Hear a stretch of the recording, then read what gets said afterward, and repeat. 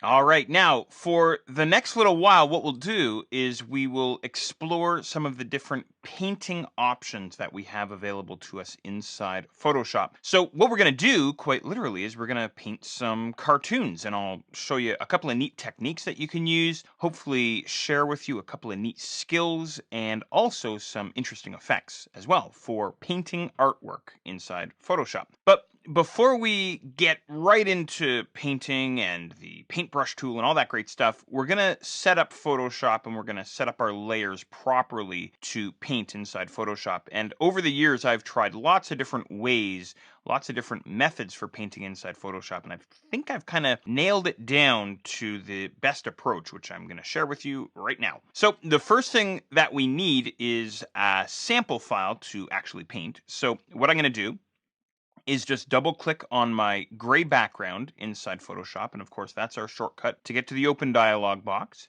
And then inside your project files folder, navigate to a file called robot.jpg. There he is right there. Go ahead and pop him open.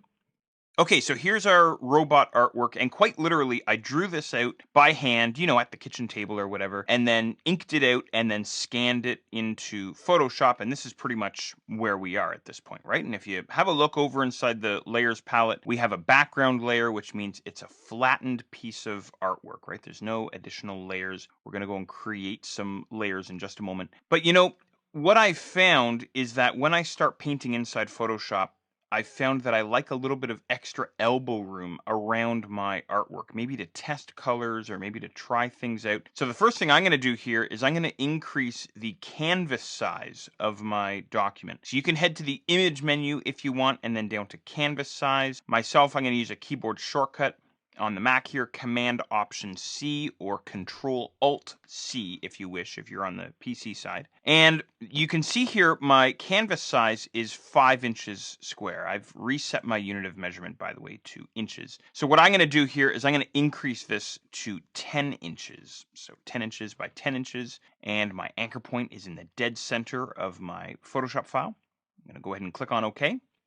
There's that extra elbow room around my image now. Lots and lots of extra room there. Okay, there we go. That's looking pretty good. The next thing that I want to do here is I want to get rid of a lot of the palettes that I have open inside Photoshop. So I'm sure you know about hitting the Tab key to turn off the toolbox and turn off the palettes. Well, I want to keep my toolbox open, so I'm going to hold down Shift and hit Tab, and that will collapse the palettes over on the right-hand side.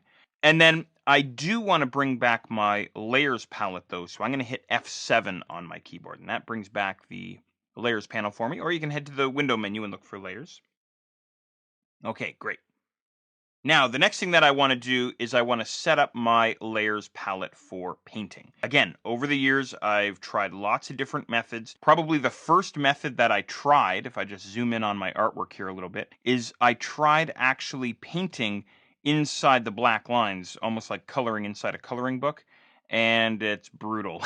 You're really gonna find that's gonna be difficult because it's so easy to color over top of the black lines and so on. So I've been trying to figure out a way to preserve my black lines without destroying them, and I happened upon it maybe about 2 or 3 years ago. So here's what we're gonna do. I'm gonna double click on my background layer, and that's going to turn this guy into a normal regular layer. I'm gonna name this guy. You can name this guy drawing or line art or cartoon or robot or whatever you want. I'm going to call this line art myself. And there we go. Go ahead and click on OK. There we are. And then the next thing I want to do is I want to go and create a new layer inside my document. So I'll click on the Create New Layer icon down at the bottom of the Layers palette. And I'm going to rename this guy. I'm going to call this guy Color.